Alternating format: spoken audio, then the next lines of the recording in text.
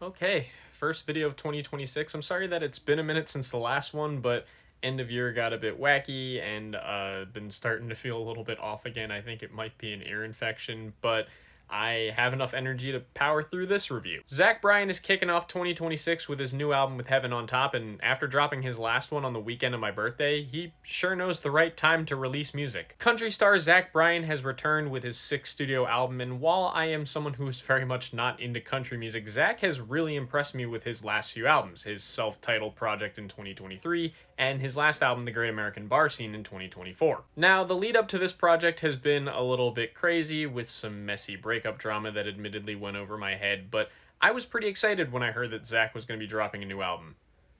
And then I let out a gulp when I saw it was going to be 25 tracks. Sure, Zach's no stranger to long albums, this isn't even his longest, go look at American Heartbreak, but the fear of bloat was definitely there with this project. Thankfully, the long length did not prove detrimental. I really enjoyed this project. I think my worries about the length came from the fact that Zach is an artist who writes a lot of very raw and downbeat songs, which is something that could have gotten old very quick, but thankfully, despite that, this album never really feels boring. And I think part of the reason why is because Zach is a really great songwriter who really knows how to absorb you with his storytelling and really just kind of lay it all out there, flaws and all. And I was surprised to hear a few more brighter sounding songs on this album too. Again, I've always gone to Zach for those lighter, raw songs, but it was a pleasant surprise to hear some songs that, at least on the surface, sounded nicer. I say on the surface because lyrically they're still very sad. But no matter whether a song is bright or not, this is an absolutely beautiful sounding album, and Zach's vocal performances are consistently great throughout. This is the kind of country music I can get behind. Rustic, beautiful, and self-reflective, with Zach just kind of letting it all fall out in the music in a very cathartic way.